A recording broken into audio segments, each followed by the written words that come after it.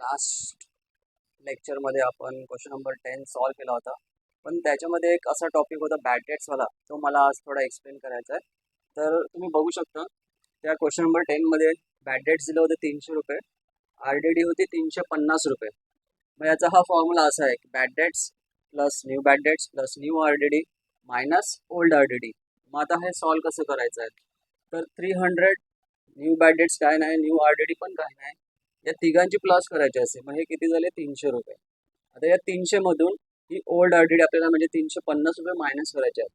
परंतु जर बघायचं झालं तर 300 मधून 350 मायनस होणार का, नाही. मग अशा सिच्युएशन मध्ये आपल्याला काय करायचं आहे, तर हे कॅन्सल करायचं आहे आणि याला क्रेडिट साईडला शिफ्ट करायचं आहे. मग इथे तुमचं येणार बाय ओल्ड RDD.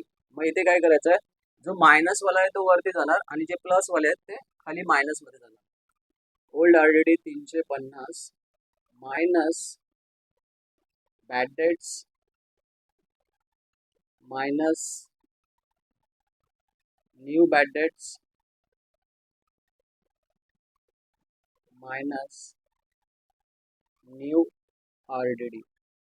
म्हणजे क्रेडिटला आपल्याला सर्व उलटं करायचं. उलटं म्हणजे जो मायनस आहे तो वरती जाणार आणि जे प्लस आहे ते मायनस होणार. तर बॅड डेट्स किती आहे, 300 रुपये. न्यू बॅड डेट्स काय नाही, न्यू RDD पण काय नाही. मग आता इथे काय दिसतं आपल्याला, 350 मधून 300 मायनस होऊ शकतात. 350 मधून 300 गेले तर राहिले किती, 50.